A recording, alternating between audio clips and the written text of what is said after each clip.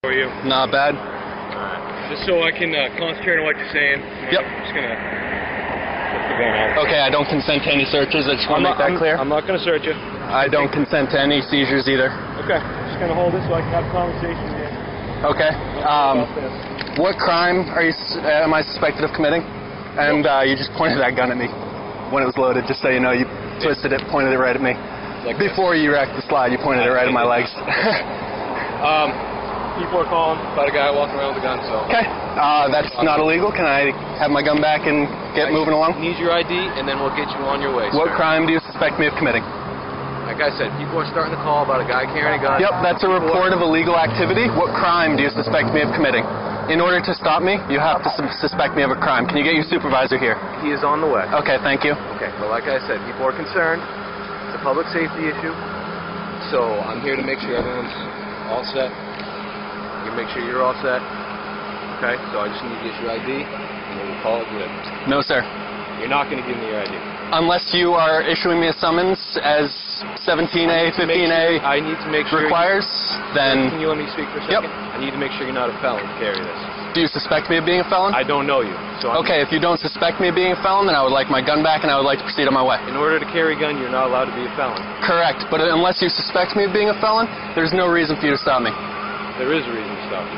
Unless you suspect me of a crime, as Terry v. Ohio, Delaware v. Prowse, requires you to have a suspicion of crime before you detain an individual.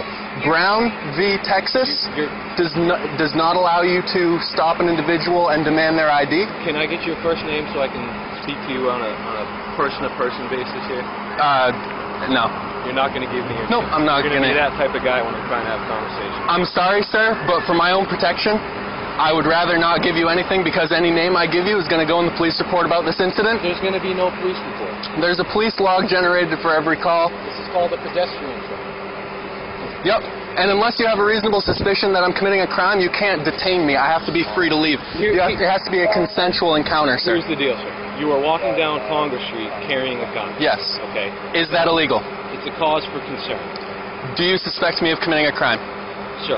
Do you suspect me of committing a crime, yes or no? Sir, I need... Suspenders. Keep my pants up. Yeah, that's the buckle for the suspenders. This is common practice, dude. Okay. Yep.